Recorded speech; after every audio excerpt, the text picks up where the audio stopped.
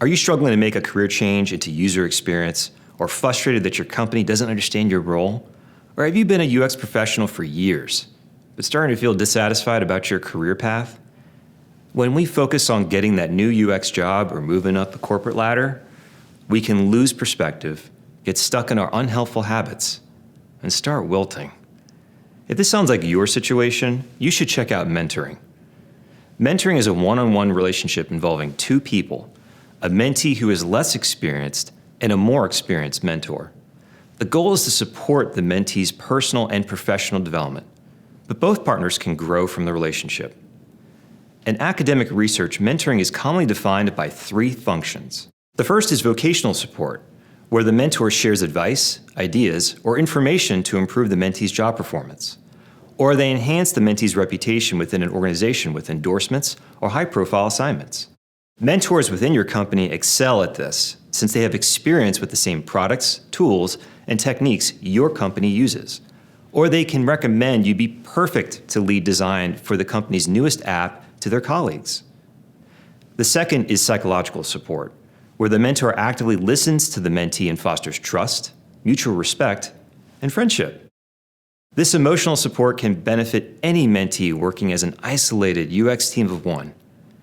And last is role modeling, where the mentor influences the mentee's future behavior through their actions because the mentor represents someone the mentee admires and hopes to emulate. These people aren't just excellent at design or research, but excel at persuasive communication and relationship building. Various studies have found that mentees experience more job satisfaction, a renewed commitment to their organization, higher salaries, and greater self-confidence. Mentors also benefit from more job satisfaction, a renewed sense of purpose and less burnout, improved career growth, and even better mental and physical health. It's inspiring to have a mentor who can truly empathize with the struggle of gaining acceptance and support for UX. And it's just as inspiring to have a mentee with fresh enthusiasm and optimism that may have been forgotten over a long career. So how does mentoring work?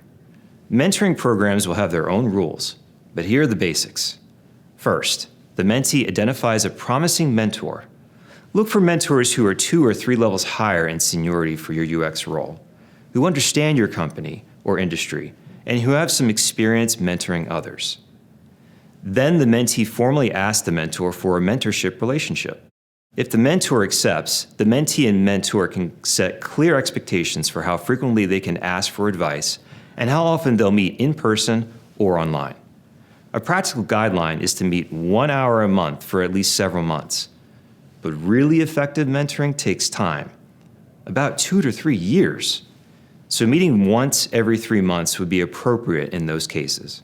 Finally, both partners meet, virtually or in person, for as long as they experience mutual benefit, and either can politely end the mentoring relationship at any time. If you want to get started with mentoring, check out UX mentoring programs such as ADP List, Designed, Hexagon, your local UXPA chapter, and perhaps even NNG? Or just get to know talented people in your company and ask if they'd be interested in a mentoring relationship. Your mentor should not be your boss, but maybe they'd be willing to ask their connections for help. All mentoring relationships eventually come to an end, even positive ones. Relationships naturally change over time, and maybe the mentee learned what they needed to learn.